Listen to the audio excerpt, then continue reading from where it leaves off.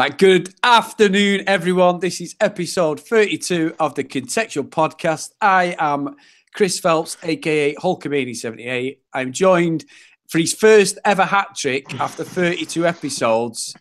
Stevo is back again. What is going on? Give me the ball now. Where's my ball? I've got a flyaway coming, 99p special. The ones where you kick it and it just balloons off. So what have you been up to, mate? Nothing exciting, really, as usual. That's marvellous. Thanks for that. Weekly input, nothing exciting.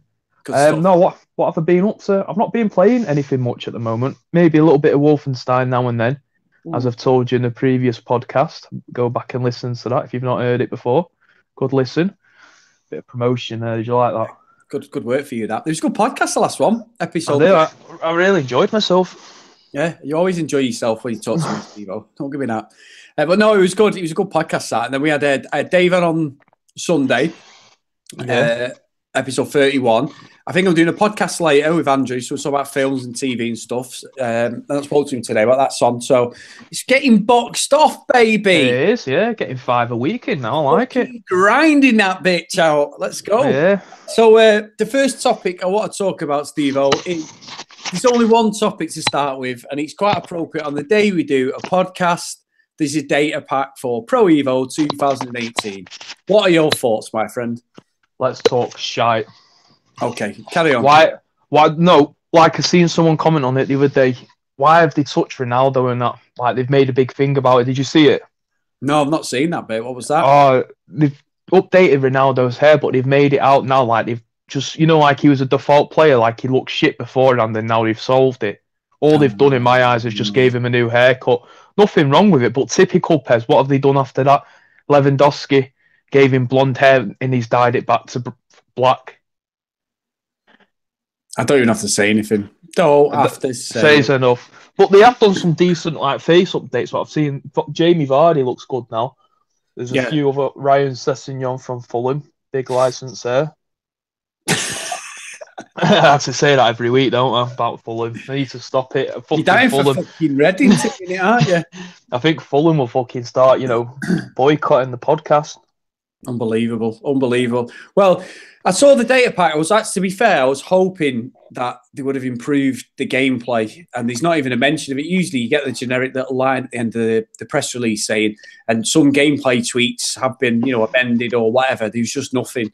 So really? That's basically... I've not really looked into much of it because I don't play it anymore, you know what I mean? Well, as you've got the only copy, like the flaky cunt you are. Well, the thing is, if you'd actually got your hand in your pocket instead of being a diehard usual, you might have a copy. It's probably about £3.50 now with a packet of wine gums in there. some of the gaming. Did you hear about WWE 2K18, by the way? No, what? £2 now, Sainsbury's. Even that's probably not what it's worth. Is it? Yeah, we'll have to get on that, Steve. It sounds good, that. Yeah, like Halo 5, Steve-O. Yeah, let's get on that. Waste my money as usual, Steve-O. Pants in his bedroom thinking, hilarious that I'm spending all this money on games that we're never going to play. Yeah. So they've not touched anything gameplay-wise? No. Nothing at all. As far as I can see, and I've not really got on the forums yet, but I just think it's the usual where they've got boots and ball updates and all stuff. The transfer update's finally being done. Yeah, probably the transfer update, but I was hoping that there might be one final hurrah for this, for the actual gameplay. Yeah, but that's it now, isn't it? Now. Yeah, it's done and dusted, mate. Absolutely done and dusted. So, well, I think you should give it a go. You should give it one more go. Yeah, because I really want to get more frustrated in my life. No, I just don't think there's not really more. We said it last week. We talked about 2019. I wanted to bring it up briefly, and probably at the moment that's all it deserves. I'd love to go on the forums or put the game on and it completely changed, but it's not changed. So absolute garbage. So Stevo, let's talk about the game that I'm going to be playing this weekend.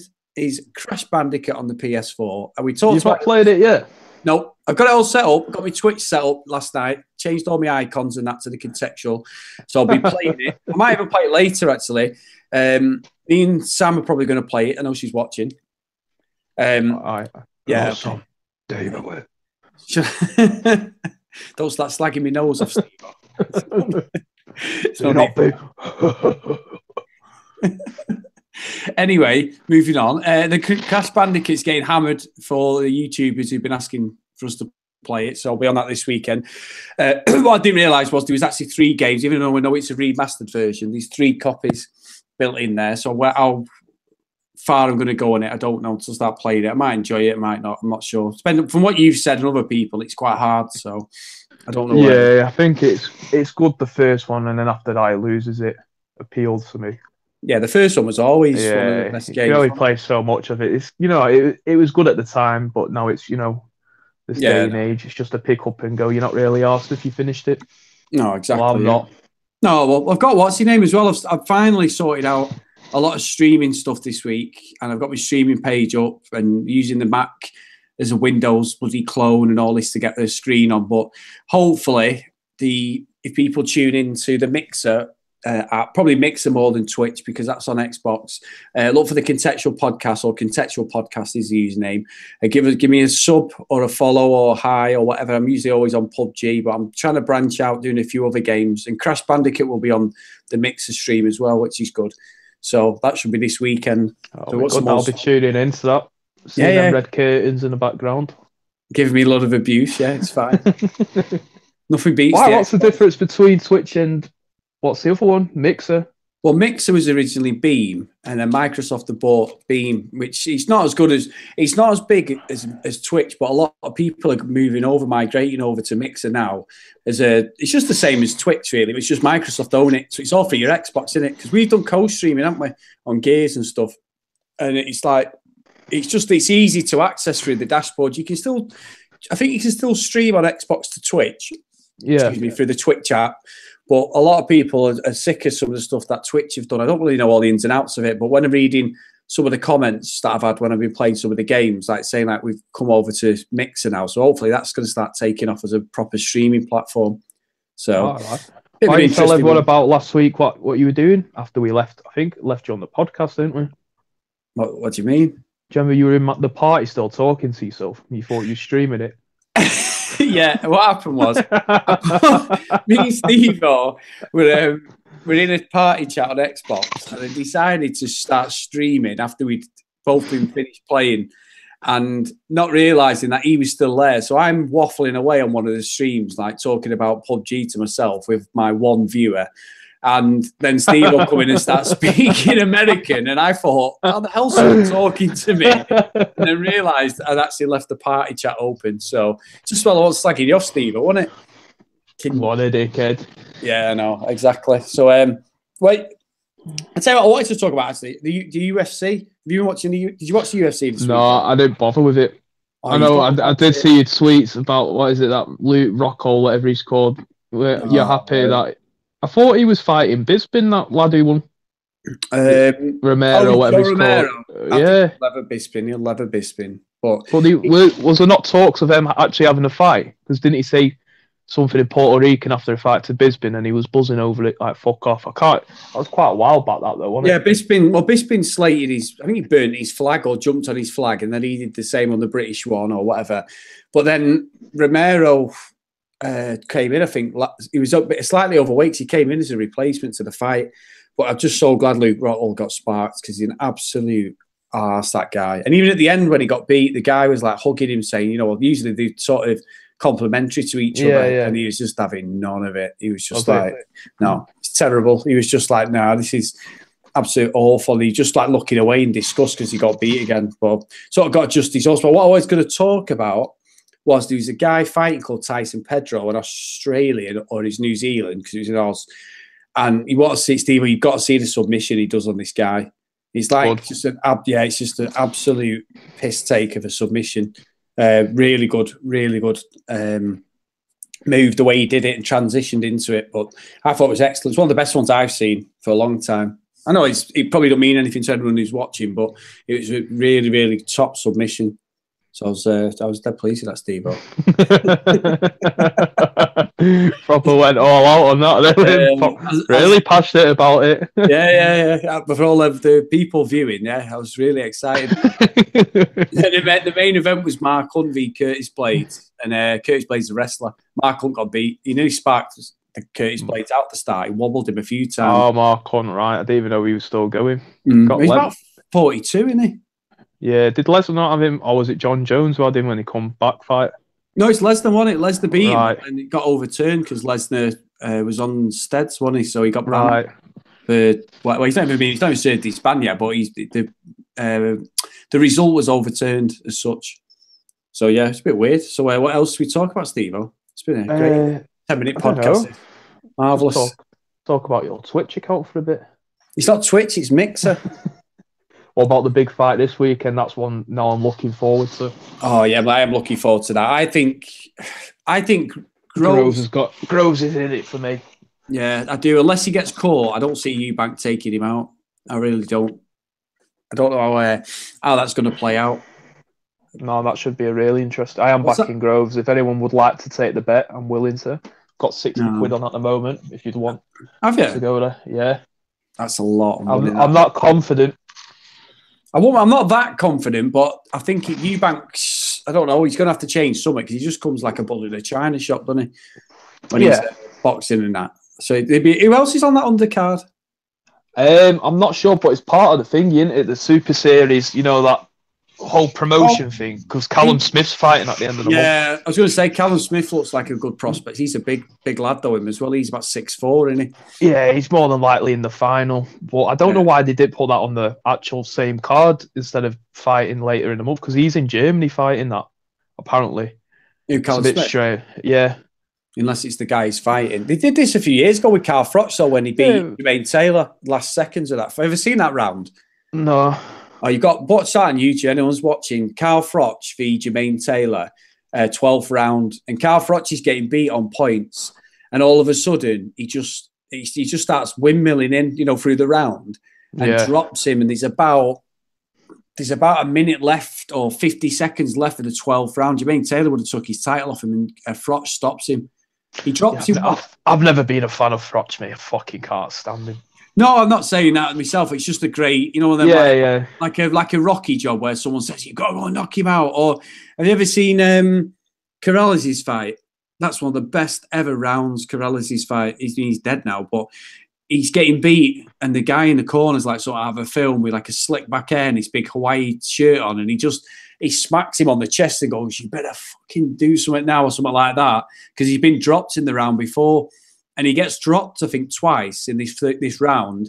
Oh, that was it. He gets dropped twice in the round, and the second time he gets dropped, that's when the guy comes over and says to him, you better fucking do something now, and smacks him on his chest. And the next minute, Corrales just absolutely just takes him out. It's one of the best rounds of boxing you've ever seen, even better than Hagler Hearns to the comeback. Absolute class. Proper tits, Christian, on it today, aren't you? On it today, baby. I know we'll leave the gaming and go on the boxing and the fighting talk now. Yes, what else have you got for me? Let's talk WWE. We're going through these subjects really quick. I like it. No, I've been doing a lot of Attitude Era stuff still. Yeah, what are you on now? I've been smashed. Well, it's that documentary, but I've just bought the WCW stuff and the ECW. What, the Monday Night Raw stuff or the actual events? Well, the WCW ones, the first volume's like a pay-per-view, the best matches from pay-per-view, and then the ECWs, they're all like the greatest matches, what they say. Yeah. But like I said, the Attitude Era stuff, fucking unreal. I was looking back, you don't realise how big Mick Foley was then, like. Yeah, he doesn't get as much recognition as he should do.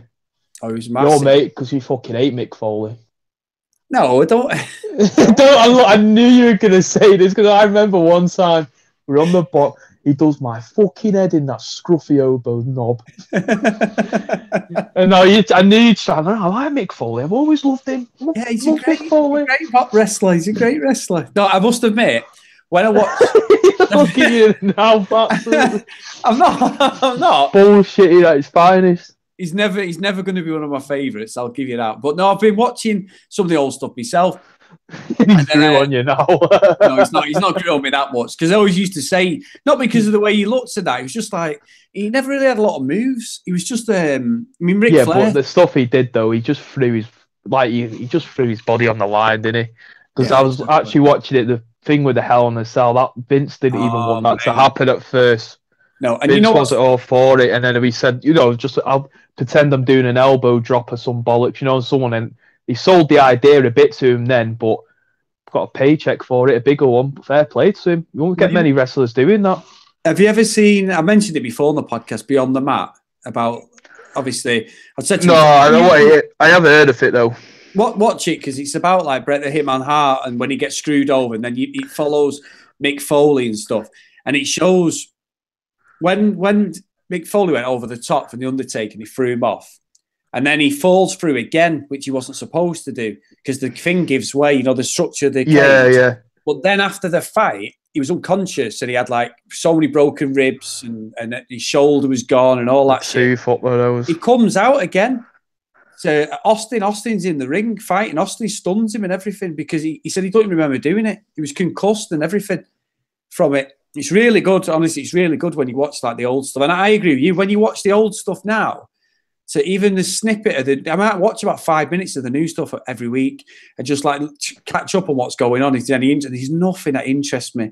And I watch it thinking it's so diluted and crap. The storylines were so good. Not all of them worked years ago. I won't even say that. It's just the amount of...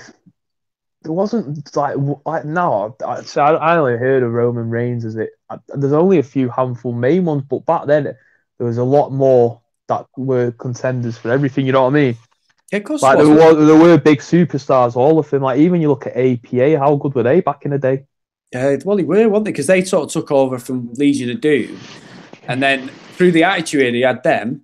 You had the Hardy Boys, Edge and Christian, the Dudley Boys. So you had like 4 top teams then, and you used to get some other ones that sort of come in the mix every now and again. But you've got to think of it's like the championship. It was always like Austin, Rock, Triple H, Angle, Jericho towards the end. See, that was one that he's never appealed to me at all. I can't stand him. Yeah.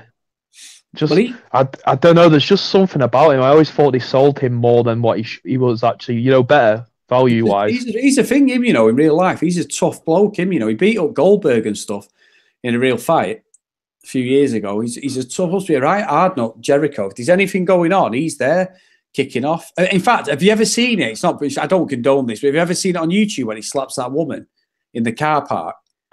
No, it's on YouTube. It's another YouTube one for you, Stevo.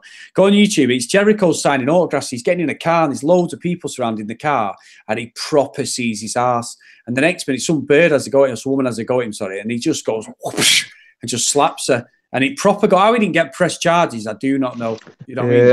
I don't know. I just think he's a bit of a bellend. No, that's what he is. He's supposed to be a proper...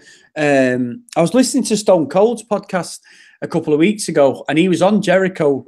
Austin had got Jericho on, and then straight after they finished Austin's podcast, Jericho then recorded Austin for his, and he was saying Jericho, when he was fighting last year, and they had there's all these wrestlers, and you probably don't know who they are, like Sami Zayn and Rollins and Kevin Owens and that, and he was saying they were trying to take control of this match, doing a ladder match, saying, right, what we need to do is we need to do elbow drops off the top of the ladder, more sort of making it more extravagant than it should be. Yeah. And he said, no, it's a ladder match. Don't even go up the ladders until you're going to win the belt. And he was talking, but he's saying I don't stand any messing, and I don't stand any messing off any sort of anyone, which I believe I've heard that loads of times about him, that he can be a bit arsey with people. So but I never liked it when he won the double title that night. When he beat The Rock and Stone Cold for the belts. Yeah. They did that years ago, didn't they? In a tournament thing. Yeah. He become the undisputed champion. I think Triple H did it as well, didn't he, back in the day as well? Yeah, Triple H is class. Yeah, he is another underrated one. How good was he in the era, Attitude Era? Such a good baddie. Austin and that wouldn't have been good. If Austin didn't have McMahon or he didn't have Triple H and stuff, he wouldn't have been as good as what he was, because you always needed a baddie for him to come out and take down. There's loads of stuff for on YouTube. The Raw, after Raw goes off air, they have matches afterwards. And there's one where they're all in the ring, like Rock, I think The Undertaker and everything. They're all there and they're all stunning. They're all doing their moves on Triple H. And then have you seen the one where Vince McMahon comes down and tries to do the spinneroonie? Oh yeah, Triple H just keeps going on. Yeah, that's when he gets. I'll do the spinneroonie. Shut up, you dick. Yeah, joining in. Bad.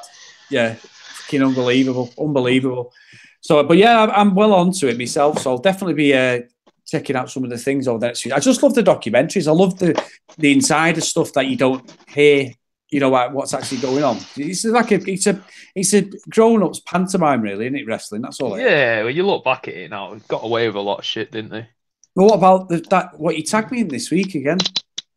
What, Ric Flair? We've not seen that for a while, have we? No, I tagged you. You tagged me. I tagged. It must have been about 10 times we've tagged each other. Javier's got offers though. He don't tag us anymore, does he?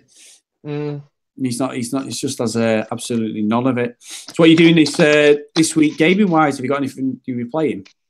No, nothing at the moment. Like I said, I need to, but just having a time, innit? Like I've just been playing a lot of FIFA still. That's really it. And like I said, Wolfenstein now and then. Nothing exciting. You've got to get back on PUBG with us, Stevo. We've got a no, I don't know. I have.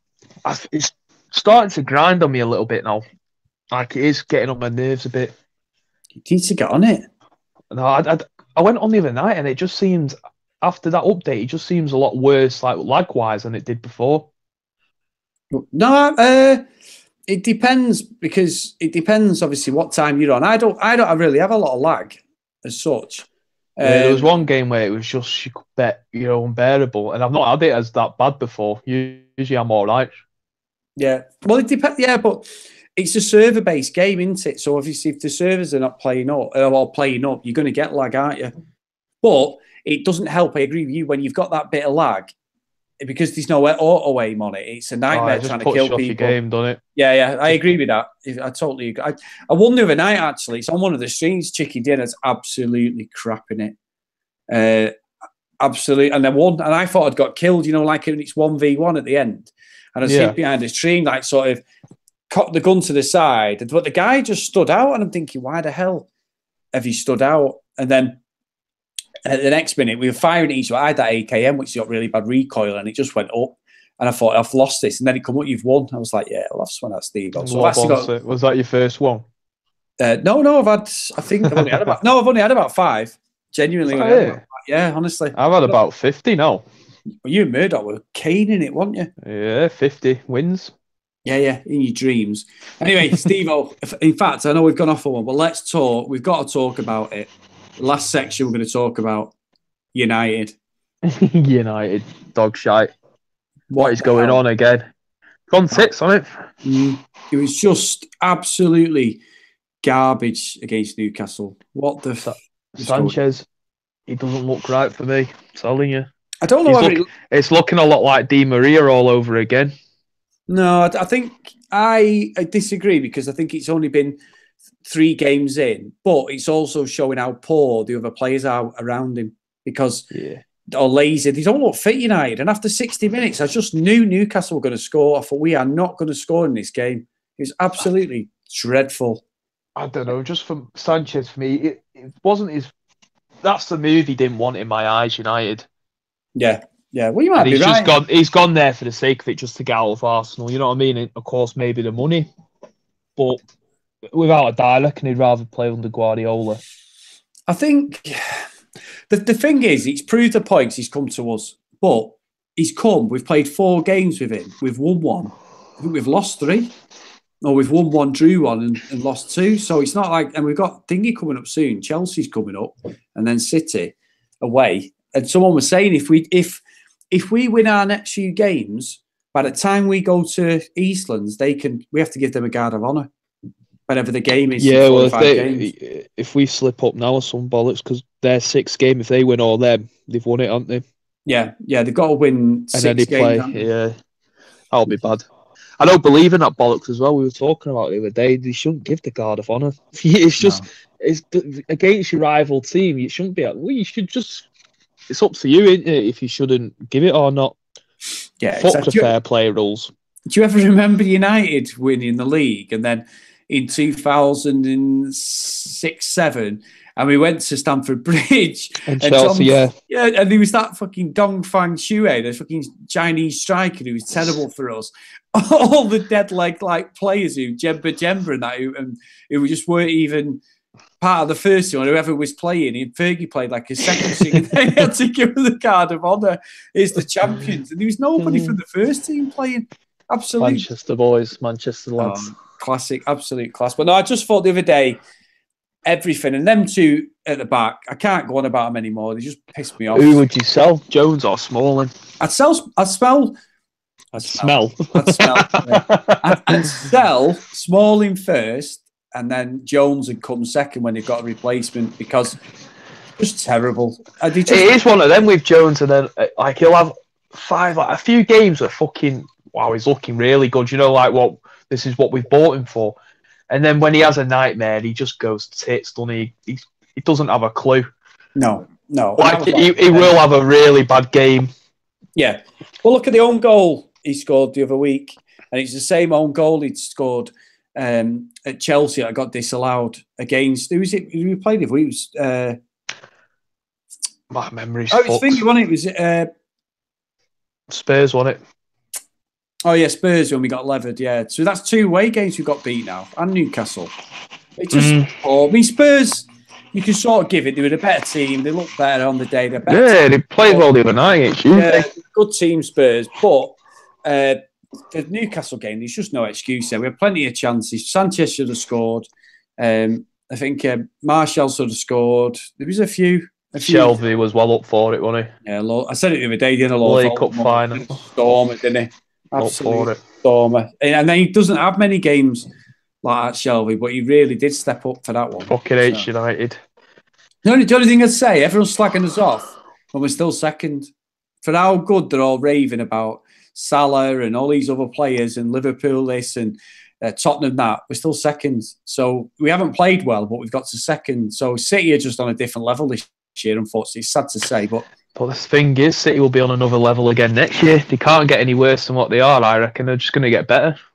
Well, they can just keep we're spending, but we can't even compete with their spending. We can buy a blockbuster player, but when it comes to sort of, defenders or anything, we don't seem to. Yeah, it's like Lindelof. Where's he gone? He's not even played him, has he? And I would have probably played him over Smalling. He's got to play games. It's just Mourinho. So he does ruins. Oh, ruins a bit harsh, but he can destroy a lot of people's confidence, can't he, when it's not going right his way. Yeah. Like he did it with Luke Shaw, and Luke Shaw for me should be playing. Don't get me wrong, Young's doing a good job. But even Valencia, we need a bit of youth in there now. You know what I mean? Well, I've said it to you. I say banging the same drum, but left-footed left back should be playing. A left winger or a left midfielder should be on the left. And that's it. You have short overlapping. Well, that's the part that's why you can agree why Jones the other week scored. Rojo should have been there. You know what I mean? With his left foot, cleared it. Yeah. It wouldn't have been a goal, would it? But he went across it with his right foot because he hasn't got a left foot. So yeah, I totally agree. I just think he's piss poor, and now we're going to end up being in the cups now. So we've got to go for the FA Cup and the Champions League, and there's no way we're going to get the Champions League. Not the way they're playing. The FA Cup they might get it because he seems to get them up for games, but not the Champions League. I won't be surprised if we get further in the Champions League, because Mourinho plays that football, and a lot of places in Europe do play defensive, don't they? Apart from maybe Madrid and Barca. Yeah, but I don't think it works, Stevo, like it used to. Well, yeah, true. There's a lot of wing backs now, isn't there? Like the game has changed. Yeah, well, we'll put it this way: there was a stat the other day, wasn't there, where it said in sort of like 30 games that Mourinho's gone behind since 2014, he'd won one, drawn something like 33 games. He'd won one, drawn 12, and lost 20 games from being a goal down. Right. Okay, that's pretty poor, that is terrible. I mean, that's obviously covering Chelsea as well, because he had that really bad 6 months at Chelsea, didn't he? But for us as well, we under the thing is, it's weird, isn't it? Because under Van Gaal, we would go to all the grounds of the big teams and we beat them, because Van Gaal, I always used to say, was an international manager. So he could never get the team up for the crap teams. But whereas Mourinho seems to be able to get a tune out of him playing the crap teams, or not crap, not the top 3 or 4 teams. Always disrespectful to the teams, but the top 3 or 4 teams. Yeah, that's smashing them, weren't we, at the beginning of the season, like 4-0 or something? Yeah, exactly. And now, like you said, big teams struggling. Yeah, and I think it's still inherent because we've still got the same back 4 we had 6-7 years ago, or the same back 2. Exactly, yeah, or Fergie signings. It just shows we've not gone anywhere. No, and what they've invested in, I think it's one of them. It's like they've invested in, we'll score more goals than you, but we're not playing like we can score more goals than anyone at the moment. That donkey up front. Lukaku? Lukaku, he's awful. I didn't think he had a bad game the other day. I Oh, think he was just that good. bad. Great hold-up play. That's all he offers. No, he's shy. Just play Rashford down the middle, or even Martial. Well, look at Pogba though, Stevo. That was just... He shouldn't have been playing. There was one there in the second half where United got a corner. It come back out to like the left sort of edge of the penalty box, and he got dispossessed. And instead of just trotting back, he couldn't run because he was injured. And the guy just steamed it away from him. And I was thinking, why the hell are you on the pitch? And I like Pogba, but I was just thinking, why the hell are you playing if you can't run because you're injured? It just doesn't make any sense to me. It really doesn't. It just shows, though, he has the last say, doesn't it, now? More than the manager. Yeah, it's true. Well, I heard that he's going. Sideshow Bob, he's definitely going for later. Yeah, Besiktas, apparently. He probably will. He might do good over there. He'd probably become a bit of a cult hero, but his time for us is gone. I think. Like I said, there is a lot. Herrera's got to go on. He's not even a good squad player. Carrick's going to retire. No disrespect, but that's what we need. Just a bit of youth now, don't we? Yeah, I think what's happened is the players who retired when Fergie left were at the end of the road. And then you had players like Carrick and that, who was like early 30s and stuff like that. Now they're at the end of the road, and we're not anywhere closer, really, to rebuilding the team how it should be. I mean, you're never going to be as a football team, but the investments have not been there. I think you thought Lindelof with Bailly would be the partnership, but Lindelof has just looked so shaky and stuff.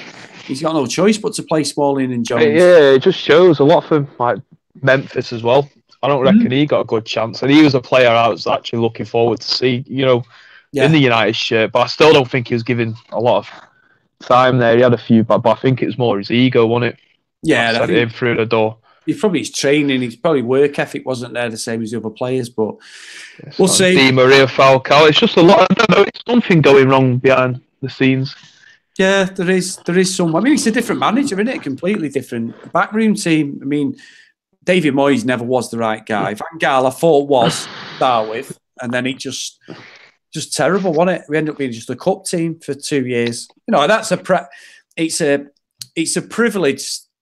We live in a privileged world with United where we've won so much, so you expect it. But when you spend the money we spent, all right, it's not as much as City, but it's still. It's good enough to be challenging. And then I hate all that stats. When they are like United fans compare it to City, how much they've spent. The thing is, City have got a good squad now, depth-wise and everything. Fair play to them. Yeah. Just can't always rely on the figures. Like you said, we've spent a lot of money, and it sounds bad, but it's just the wrong transfers. But that's what I was going to say. It's bad investments in players, Yeah. That sort of dangling all that money in front of him, he's bearing fruit. Like you said about Di Maria. I would have kept Falcao, but I mean, he died off a bit towards the end, but I would have kept him in because he's carried on scoring for Monaco. And it's like, there was players there, like I say, Lindelof, he's never going to be good enough. They've ruined Luke Shaw after that injury. He's never played him for 18 months, has he? So, yeah, he looked really good up until that injury. Yeah, exactly. So I totally agree. I just think it's more to do with the scouting policy. And what we've come unstuck with is we threw money at certain players to get them. And you might be right about Sanchez. I could be sat here in 3 months going, you know what, Steve, you were right at the end of the season because Sanchez should come for the money. And then it's like, well, his heart's not in it. He wants out or whatever. You just don't know, do you? I mean, it's only been 4 games with Sanchez. Yeah. I'm not into that knee-jerk reaction. He'll come good, but he needs the players around him to come good. He can't do it all on his own because his work ethic and effort is actually embarrassing compared to the other players because he's so much better. Or the other players, it's embarrassing because they're just not doing what he's doing. He's running around like an idiot, and they're just strolling through games with no urgency. And it's showing that they've got to go up a level, I think. Fitness as well. I still don't think they're fit. I didn't think they were fit under Van Gaal when they played United. I know it sounds daft, but they just seem to die off the last 20 Get them on the figure 4 personal centre. I'm going to set. Yeah, look at that. He's even got his top on there, baby. Flexing it. You're loving that. Look. Yeah, it's all there, baby. I think that's it, Stevo. Yeah, being emotional, short and sweet. Yeah, it's a good one, that. One sec, sorry. What's your final verdict on Pez, as we've not mentioned it a little bit too much as I'd like? My final verdict is... Yeah, that's it. That's it. There's no final version. It doesn't deserve. Would you say it's the worst Pez you've played? No, I wouldn't. No. I think 2009 and 2012 go down as the worst PES. Which one was the one with Owen and Ronaldo? That was a bad one. 2008. That was the one when it was glitchy all over them. You play online, and there was a glitch on the. I don't know if it was the same on the PS4, 3 because I didn't really play it a lot on the PS3. I had it on both, but I ended up playing Xbox. But you'd have a guy in your box on the ball, and the next minute he'd be in the other box, and it teleport across the fucking map. I don't know what was going on with the netcode, but it was absolutely ruined. But I did play it a lot. I played it a lot with mate Dave. You know what I was saying? He was in Doha. Right, Textbook. We played a lot of that online because we played PES 5 and 6 online, like hundreds of games against each other. So we persisted with it. It was terrible. But yeah, I'd say probably 9 and 12 are worse. So there we go. We have the final verdict. What about you? After this long journey, it's not the worst PES, and all this hate towards it. There's been worse ones. Hey, hang on a minute. Don't you be jumping back on the bandwagon. I'm not saying anything anymore about PES because it just. Well, I don't mind bringing the news into like we did, and then said about 2019. Yeah. But what more can we do? We can't say anymore. We can't do anymore because we're just coming across as haters. So, and the thing is, all you've got to do, for anybody who isn't into PES or whatever, ever doubts what we say, go on the official PES's Twitter account today and look for the tweet that's about Data Pack 3.0 and just read the endless streams of tweets. And obviously there is going to be idiots on there giving him unwanted abuse. I've got no doubt about that. But do the actual constructive criticism and tweets that actually make sense, just read him. And it'd be like listening to this podcast. And that's all I'm saying. Go on, he's on one. Yeah, well, that's it. That's the end of it. So anyway, what I want is, I said this last time, is can people give us a review on iTunes, SoundCloud, Stitcher, whatever podcast insight you do listen to us, or on any YouTube, games or anything. Comments. Yeah, please give us a shout. No, go. You're right, Steve. No, because I think someone wanted to say that you want buy a gaming PC system, so you need to get on that soon, don't you? Fork out $2,000. Yeah. Of course I do. Yeah. And when Sam comes in tonight, she's just going to wing me at Ryan.